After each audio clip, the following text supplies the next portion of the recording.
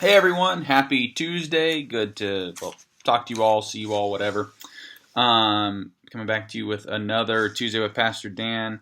I want to think about something real quick. How many of us have known or know or have a friend or they change themselves, they change their language, how they act, how they talk when they're around different people? Um, they just are chameleons. We love those people, right? And they say what they say what they want we want to hear, or they just change their whole demeanor or themselves when they get around us. So my question is how often do we do that with the language we use in our prayer lives to God?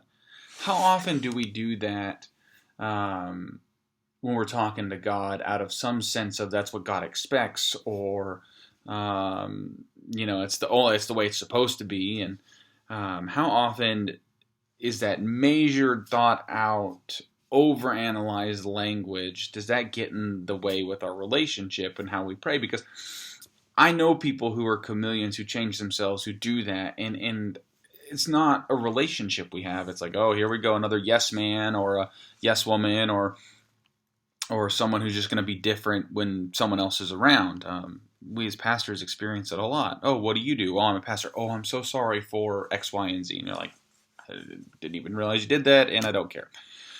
Um, God's got to be saying the same thing. All of a sudden, we're speaking Old English, thou, thines, this is, and God's going, why are you talking like that? Nobody talks like that anymore. Nobody, just not.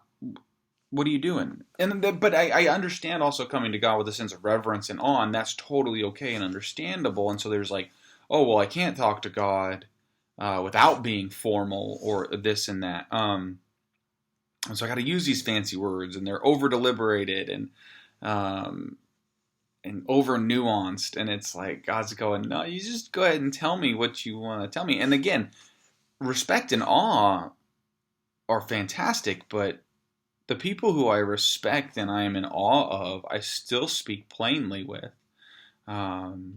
There have been people in the exercise world that I've got the chance to meet, and I spoke as plain with them as I did. I didn't change and try to act like I know more or am different. In fact, I spoke more humbly and because I wanted to learn something.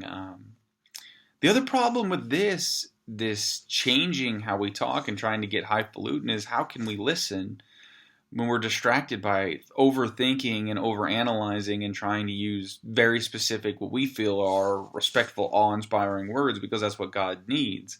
We change the language, and so we change the relationship, and so then we almost don't have a relationship because we're more focused on saying the perfect thing in the perfect way versus talking and listening, hearing and understanding, and having a relationship with God. When we aren't ourselves, we can't focus. None of us speak Old English. Not many of us use highfalutin words to talk in everyday speak. So why would we do that all of a sudden when we're talking with God? Just be yourself. Be ourselves when we're talking with God. Don't be fancy, because in that it distracts us from being able to be authentic and also listen.